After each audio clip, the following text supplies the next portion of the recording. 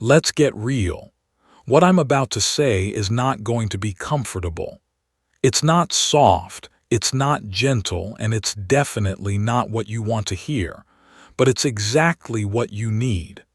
Since you were a child, you've been taught to look outward to find someone to blame, to put a face and a name on your suffering. And yes, many times that face is your mother's. But here's the truth that nobody dares to say out loud. It's not your mother who's holding you back. It's what your mind did with her. This isn't a critique. It's not an attack.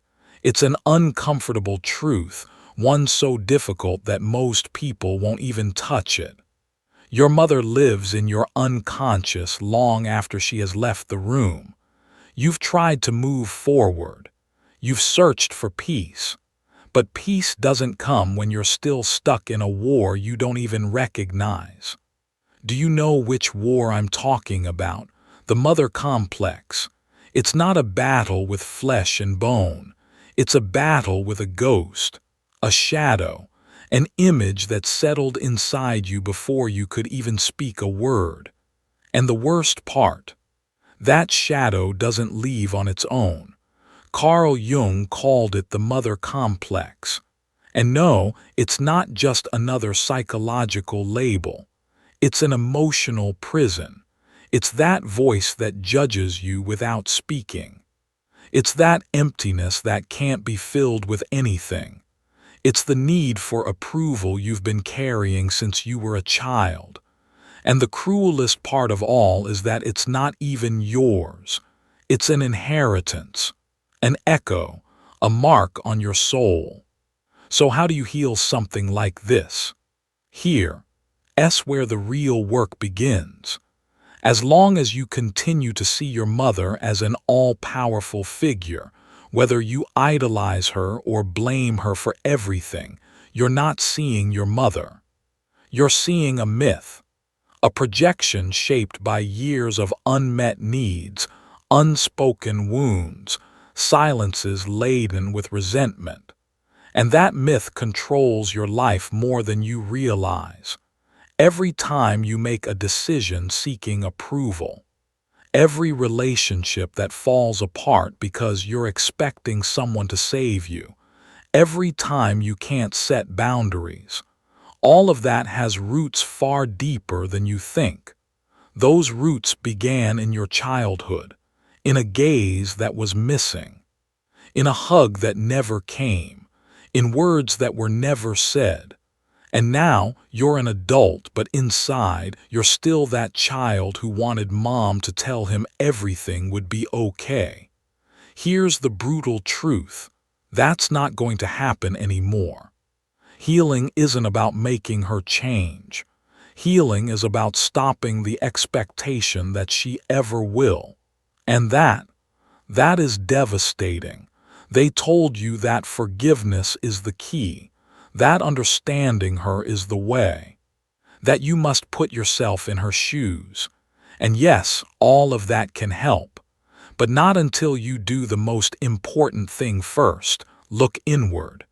Recognize that the wound is no longer anyone else's responsibility. It's yours, only yours.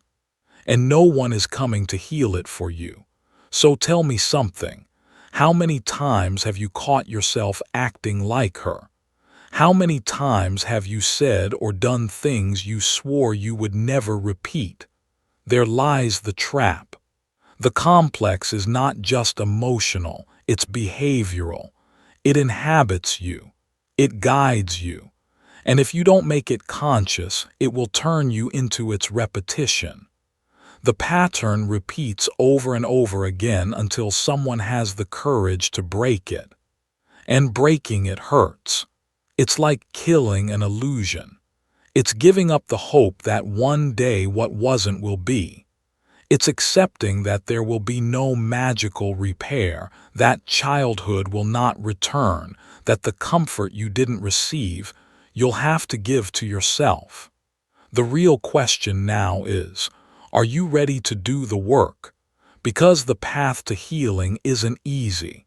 It's not a straight line. It's a messy, uncomfortable journey. And it doesn't happen when everything is calm, when you feel ready. Healing comes in the chaos, in the noise, in the moments when you least expect it. When you start to look inward, you'll realize that everything you've been through, every pain, every wound, every battle has been trying to teach you something. But for so long, you've been ignoring those lessons. You've been running from the discomfort, pushing away the truth. The truth that your healing doesn't depend on your mother, on anyone outside of you. It's all about you, the way you treat yourself, the way you choose to love yourself. But here's the kicker. That love is not going to feel like what you've been waiting for. It's not going to be the kind of love you always dreamed of. It's not going to be the love you were denied. It's not about getting the approval you've been craving. It's about creating a new kind of love, one that comes from within. And that's where the real work lies, in learning to give yourself the kind of love you needed but never got. It's time to stop waiting for someone to fill the empty spaces inside you, because no one can do that for you. No one can give you the validation, the comfort, the love you've been looking for your whole life. Not a partner, not a friend, not even your mother. You have to give it to yourself. And that's what's so painful about healing. It forces you to confront the truth that no one else can make you whole. Only you can do that. But it's not just about self-love in a fluffy, feel-good way. It's about tough love. The kind of love that says, I am not going to let myself stay stuck in this pain anymore. I'm going to break the pattern. I'm going to stop repeating the same mistakes over and over again. That's where the real power lies, in the choice to break free from the emotional prison you've been living in. So, how do you do that? How do you start the process of breaking free from the cycle of the mother complex? First, you have to stop idealizing her. Stop putting her on a pedestal. Stop seeing her as a perfect figure. And stop holding on to the myth that she's either a goddess or a demon. She wasn't perfect. She wasn't a god. She was a human being with her own struggles, her own wounds, and her own limitations. And here's the thing. Understanding this isn't about excusing the harm she may have caused. It's not about saying, oh, it's okay that she hurt me. It's about understanding that she was doing the best she could with what she had. She was broken too.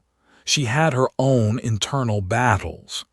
And by understanding this, something inside you starts to loosen. Not as an act of forced forgiveness, but as a liberating understanding. Because idealization, just like resentment, keeps you trapped. Both take you away from reality. The reality is this: you don't need a mother anymore.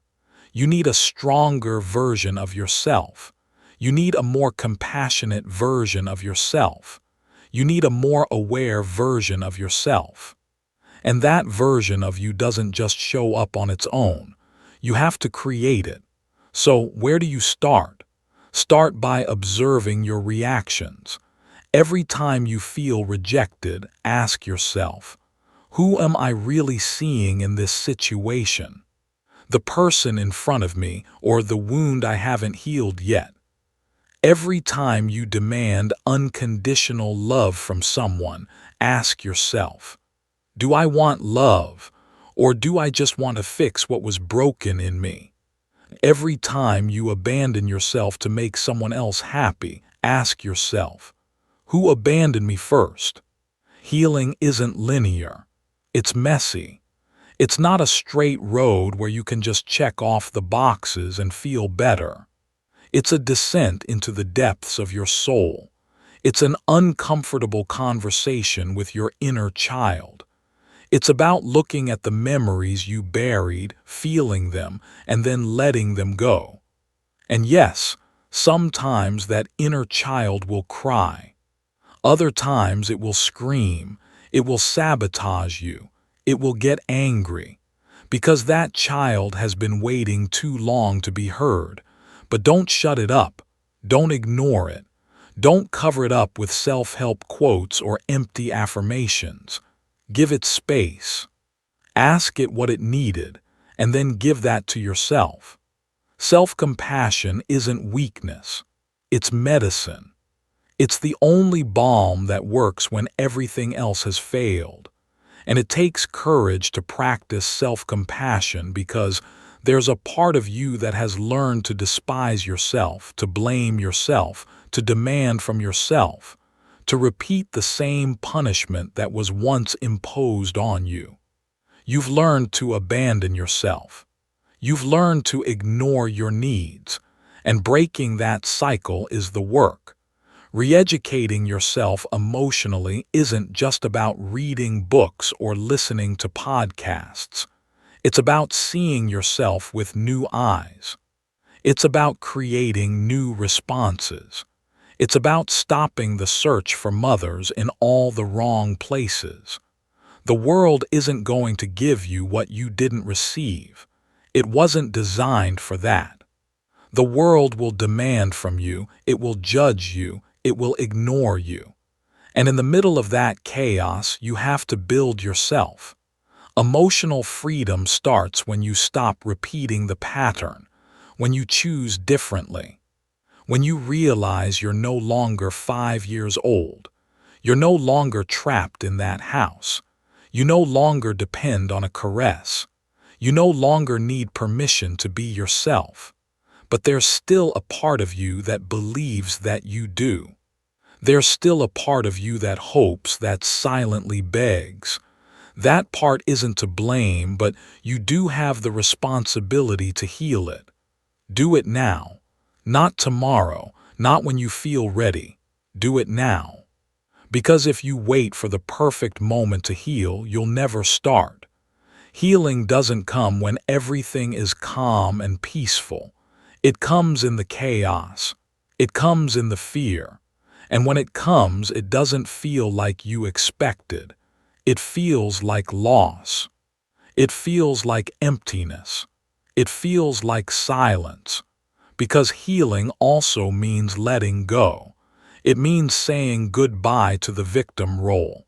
It means accepting that you won't get the comfort you never received, and that's okay.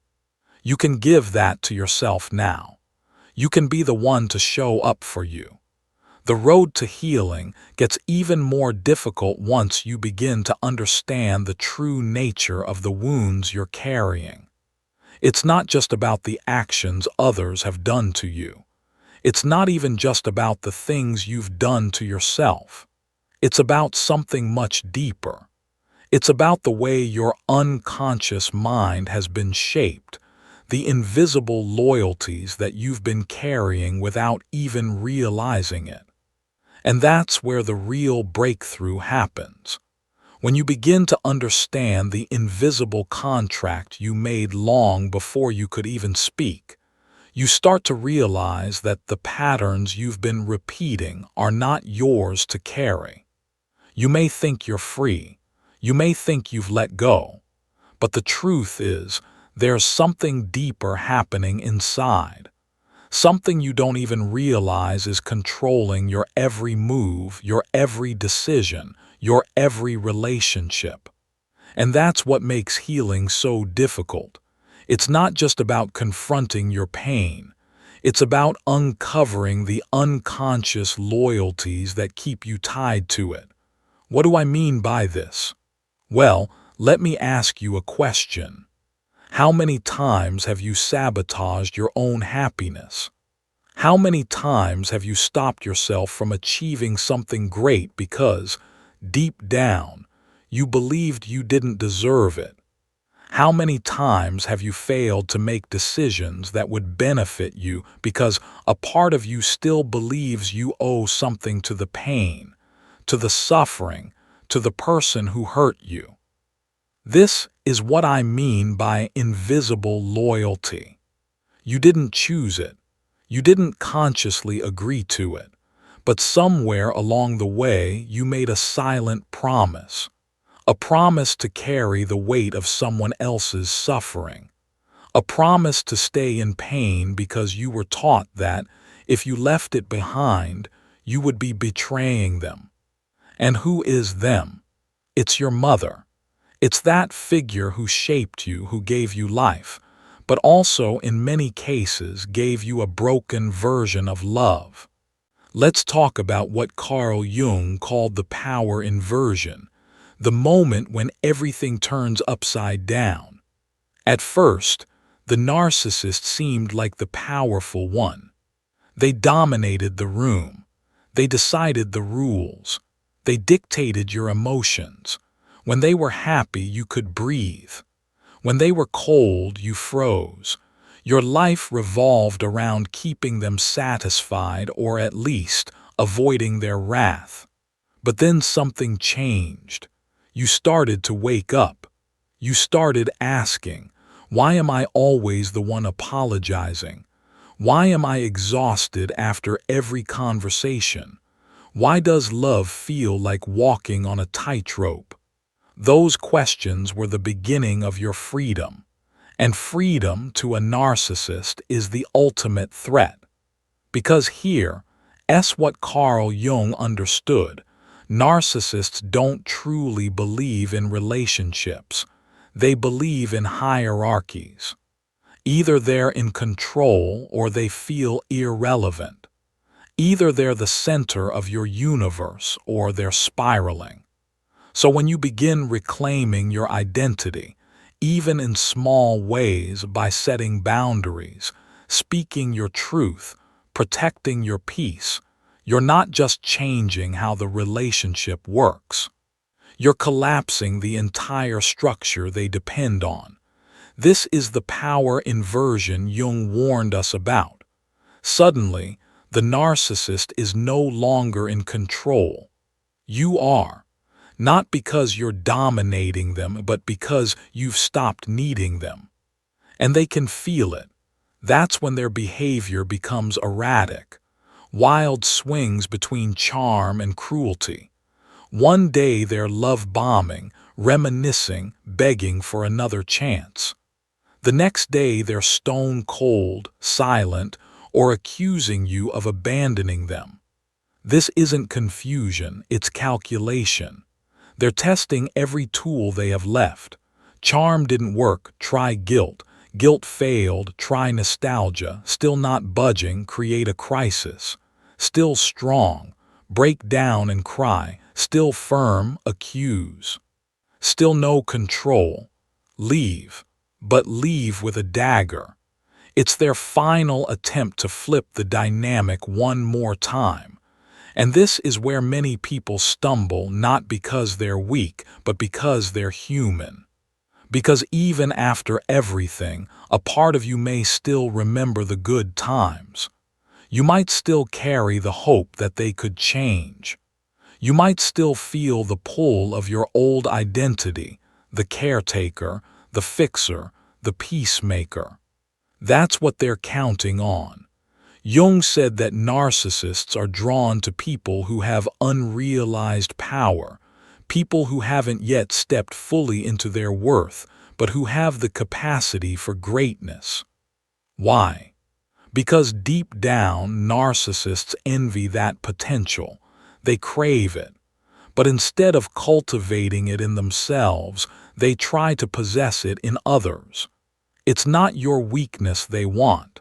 It's your strength before you know how to use it. That's why when you begin stepping into that strength, they panic. You're no longer their supply. You're no longer easy to manipulate. You're no longer lost.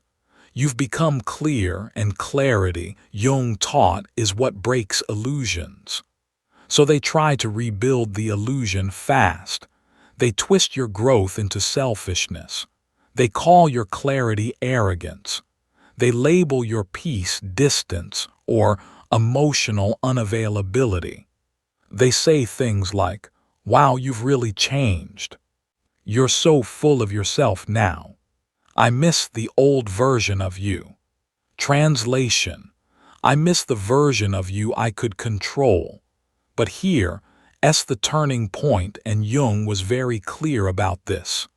Once you recognize the manipulation, it loses its power. The illusion only works when you don't see it. The trap only works when you still feel guilty. The game only works when you're still playing. And when you stop playing, you don't just protect yourself, you dismantle their entire strategy. That's when the narcissist starts to unravel. Without your attention, they begin seeking it elsewhere. Sometimes subtly through pity, sometimes loudly through rage, sometimes destructively through reckless behavior. They may even try to make you jealous, replace you, pretend they're happier without you. It's all noise. Jung said that the ego, when threatened, either evolves or destroys. Narcissists, he observed, almost always choose destruction, not just of relationships, but of themselves. They sabotage their own peace because peace feels empty without an audience. But here's what's key. That's not your responsibility anymore. Your role is not to be their audience. Your role is to be your authentic self, regardless of how they react. And that's where your real power lies. Because authenticity is untouchable. It doesn't need applause. It doesn't need to be understood. It doesn't shrink to fit someone else's comfort. And Jung believed that the journey to authenticity is what life is really about. He called it individuation, the process of integrating all parts of yourself, even the dark ones, even the rejected ones, into a whole, conscious, empowered identity. Narcissists block that process. They want you fractured, confused, conflicted, because fractured people are easier to control.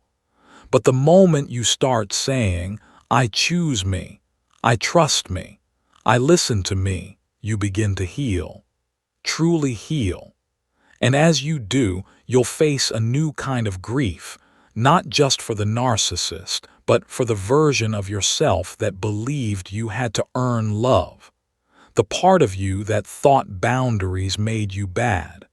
The part that stayed silent to keep the peace. The part that said yes when your whole body was screaming no. Grieve that version, honor it, but don't go back to it, because Jung said it best. Who looks outside dreams. Who looks inside awakens. Your awakening might feel lonely at times, but it's also the most honest, liberating experience you'll ever have. It's the end of the performance. It's the beginning of truth. And the people who belong in your life, real friends, real partners, real connections, they won't be threatened by your strength. They'll celebrate it because they're strong too. And strength doesn't compete, it uplifts. That's how you know you've truly escaped the narcissist's orbit, when you stop shrinking and start shining. Not for them, for you. Part 4. Beyond the narcissist, owning your freedom and becoming whole.